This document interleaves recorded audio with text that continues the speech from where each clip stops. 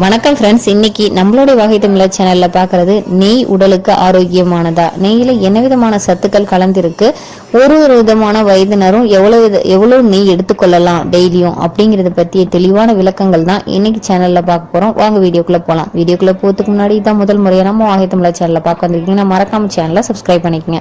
சேனலுக்குள்ளார மருத்துவ குறிப்புகளும் இயற்கை தொடர்பான பாரம்பரியமான உணவு பழக்கவழக்கங்களையும் பதிவேற்ற செஞ்சுட்டு இருக்கோம். நெய் அப்படின்னாவே நம்ம உடலுக்கு கொழுப்பு சத்துக்களை அதிகமா கொடுக்கும் அப்படின்னு சொல்லிட்டு தான் நிறைய பேர் நினைச்சிட்டு இருப்பாங்க. அதனால அன்றாட வாழ்வுல நெய்யை சேர்த்துக்கொள்ளவே மாட்டாங்க. ஆனா நெய்யில நிறைய எதிர்ப்பு சக்தி நிறைந்து இருக்கு.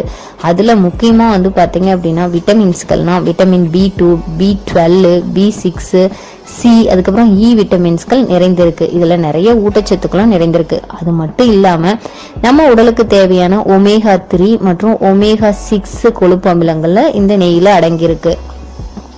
இந்த ஒமேகா 3, 6 இதெல்லாம் மூளையின் மற்றும் இதயம் நரம் மண்டலத்தோட ஆரோக்கியமா வச்சுக்கிறதுக்கு உதவும்.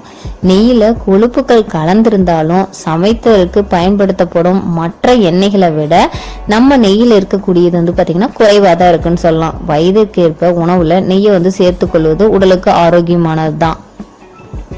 சரி, இப்ப எந்தெந்த வயதினர் எவ்வளவு நெய் எடுத்துக்கொள்ளலாம் தினமும் அப்படிங்கறத பார்க்கலாம் வாங்க.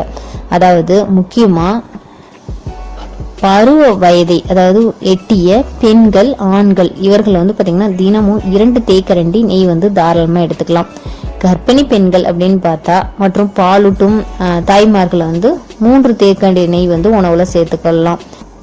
7 மாதம் முதல் 10 வயதுக்கு உட்பட்ட குழந்தைகள் ஒரு நாளைக்கு 3 தேக்கரண்டி வரை நெய்யை உணவுல சேர்த்துட்டு வரலாம்.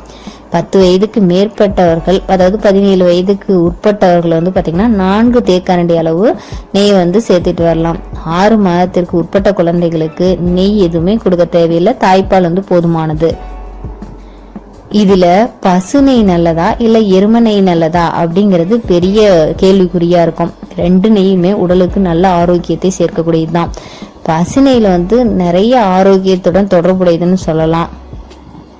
பசு நெய்ல விட்டமின் கே அதிகமா இருக்கு. இது இரத்த அணுக்களில் கால்சியம் படிவதை தடுக்கும். நோய் எதிர்ப்பு மண்டலத்தை வலுப்படுத்துறதுக்கும் நோய் தொற்றுக்கள் நம்மள அண்டாம இருக்கிறதுக்கு இந்த பசு நெய்யும் உணவுல சேர்த்துட்டு வரலாம். எரும நெய்ல பாத்தீங்கன்னா விட்டமின் ஏ சத்து நிறைந்திருக்கு. இது நம்மளுடைய கண்களுக்கு மிகவும் தேவையான விட்டமின்ஸ்ல ஒண்ணு. இந்த நெய்யில ஆன்டி ஆக்சிடென்ட்கள் அப்படிங்கிற வடிவில் நம்மளுக்கு கரோட்டினாய்டுகள் நிறைய இருக்கு. இது நம்ம கண்ணுல பாத்தீங்கன்னா புரை இதெல்லாம் ஏற்படாம தடுத்து கொள்ளலாம்.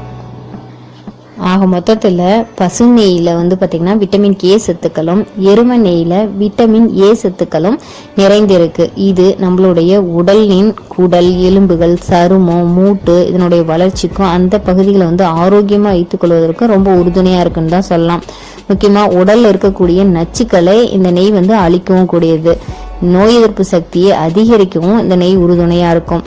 நம்ம ஆரோக்கியமா இருக்கிறதுக்கு சாதாரணமா உணவுல பாத்தீங்கன்னா 2 தேக்கரண்டி நெய் தினமும் சேர்த்துக்கொள்வதில் தவறே கிடையாது. இது நாம் டெய்லியும் சேர்த்துக்கொள்ளக்கூடிய எண்ணெயின் அளவை விட அதில் இருக்கக்கூடிய கொழுப்புகளை விட இந்த 2 தேக்கரண்டி நெய்யில குறைவாக தான் இருக்கும் அப்படிங்கிறத இந்த வீடியோ மூலம் கண்டிப்பா தெரிஞ்சிருப்பீங்கன்னு நினைக்கிறேன். கண்டிப்பா நெய் அப்படிங்கிறது உடலுக்கு ஆரோக்கியத்தை தரக்கூடியது அப்படிங்கிறதையும் தெரிஞ்சிருப்பீங்க. இனிமேல் நெய் உணவுல தாராளமா நீங்க சேர்த்துட்டு வரலாம். எதுவுமே அளவு மட்டும்தான். அளவுக்கு அதிகமா போனா அமிர்தமும் நஞ்சு. அதனால நெய் தேவையான அளவு மட்டும்தான் எடுத்துக்கொள்வது உடலுக்கு ஆரோக்கியமானது. கண்டிப்பா ஃப்ரெண்ட்ஸ், இந்த பதிவு உங்களுக்கு ஒரு பயனுள்ள தகவலா இருக்குன்னு நினைக்கிறேன். இந்த மாதிரி பதிவை தெரிஞ்சுக்கணும்னு நினைச்சீங்கன்னா மறக்காம நம்ம வாகை தமிழர் சேனலை சப்ஸ்கிரைப் பண்ணுங்க. சப்ஸ்கிரைப் பண்ணா பத்தாவது பக்கத்துல கூடிய பெல் ஐக்கானை கிளிக் பண்ணுங்க. அப்பதான் இந்த மாதிரி பயனுள்ள தகவல் அப்லோட் பண்ணி நோட்டிபிகேஷனா சேரும்.